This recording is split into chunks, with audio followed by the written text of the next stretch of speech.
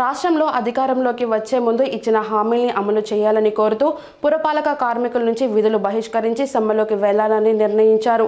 కనీస వేతనాల చెల్లింపు, అవుట్సోర్సింగ్ కార్మికుల క్రమబద్ధీకరణతో పాటు పలు డిమాండ్లను నెరవేర్చాలని ఎప్పటి నుంచో అడుగుతున్న ప్రభుత్వం పట్టించుకోకుండా సమ్మెలోకి వెళ్తున్నట్టు సమాచారం. ఏపీలో పలు పురపాలక సంఘాలు, నగరపాలక సంస్థలు, మేజర్ పంచాయతీల్లో ఇప్పటికే పలు సమస్యలు అపరిష్కృతంగా ఉన్నాయి.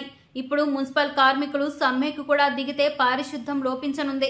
ముఖ్యంగా రోజువారీ తీసుకువెళ్లాల్సిన చెత్త పేరుకుపోతే అసలే వైరస్ వ్యాప్తి సీజన్లో మరిన్ని సమస్యలు తప్పకపోవచ్చు.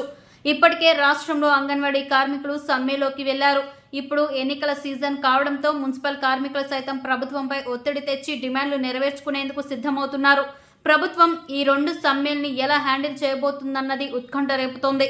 ఎన్నికల వేళ రాష్ట్రంలో కార్మిక సంఘాల వరుస నిరసనలు ప్రభుత్వానికి ఇబ్బందికరంగా మారింది. పాదయాత్రలోని భుజం నిమిరాడు, ముద్దు పెట్టాడు, నేను కాంట్రాక్ట్ అవుట్సోర్సింగ్ అందరినీ లాగేస్తా అని చెప్పాడు. ఇందాక మనం మైకులో పెట్టాం. ప్రతిపక్షంలో ఉండగా ఆయన అసెంబ్లీ సమావేశాల సందర్భంగా ప్రతిపక్ష నాయకుడిగా కాంట్రాక్ట్ అవుట్సోర్సింగ్ కార్మికులందరూ ఒకే రకంగా పనిచేస్తా ఉన్నారు, సమాన పనికి సమాన వేతనం ఎందుకు ఇవ్వరని చెప్పి చంద్రబాబు నాయుడు అసెంబ్లీలో నిలదీశాడు. అవునా కాదా? వీళ్ళందరినీ కూడా మా ప్రభుత్వం వస్తే నేను లాగేస్తామని చెప్పాడు. లాగాడా లేదా? ఈరోజు ఆప్కాస్ లో నెట్టి, ఆప్కాస్ అనేటువంటి ఒక త్రిశంకు స్వర్గంలో నెట్టి శాశ్వతంగా పర్మనెంట్ కాకుండా దోహం చేసేటువంటి ఎవరన్నా అంటే సీఎం జగన్మోహన్ రెడ్డి తప్పకుండా కాదనే విషయాన్ని మనం అర్థం చేసుకోవాల్సిన అవసరం. అందుకే ఈరోజు మనం ఒక మాట గుర్తు చేయాలి జగన్ గారికి. అయ్యా, బాబు గారి భాషలు విన్నాం, బాబు గారి యొక్క చేతలు చూసాం, నీ హామీలు విన్నాం. మరి నిన్ను కూడా బాబు గారిని ఎక్కడైతే ప్రతిపక్షంలో మేట నొక్కి ఆయన్ని ప్రతిపక్షంలో కూర్చోబెట్టామో నీకు ఆ గతి పట్టుద్ది.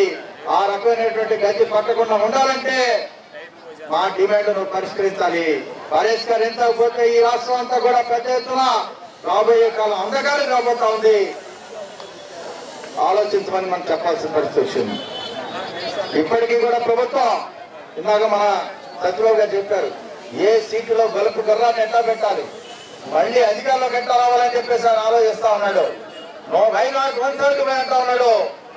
170 సీట్లు కాదు కదా, అయిపోయి 17 వస్తాం ఆలోచించుకోమని చెప్తాం మేము. అంతేకాదు మిత్రులారా,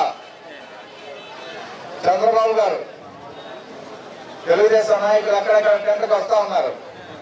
వచ్చి ఏ తరపున ఉంటాం, మిమ్మల్ని జగన్మోహన్ రెడ్డి గారు చాలా ఇబ్బంది పెడతా ఉన్నారు, మీ అధికారంలోకి వస్తే మీ సమస్యలు పరిష్కరిస్తాం. సమాన పని సమాన వేతనం మీద నీ వైఖరేంటి? మాట్లాడలా. పర్మనెంట్ విషయంలో నీ వైఖరేంటి? మాట్లాడలా. నీ రిస్క్ అలవెన్స్ మీద వైఖరేంటి? మాట్లాడలా. అంటే ఈరోజు మళ్ళీ మీ అధికారంలో రావాలి, ఒకసారి అవకాశం ఉండి అంటా ఉన్నారు. పవన్ కళ్యాణ్ గారు, పీకే గారు ఏం మాట్లాడుతా ఉన్నాడు? అసలు మున్సిపల్ కార్మికులు 10 రోజులుగా సమ్మె చేస్తామంటే ఒక ప్రకటన ఇవ్వడానికి చేతులు రావటల్లా, నోరు రావటల్లా. మరి వీళ్ళ ఈ రాష్ట్రంలో ఉన్నటువంటి 5 కోట్ల మంది జనాభాకు సంబంధించి అందుకే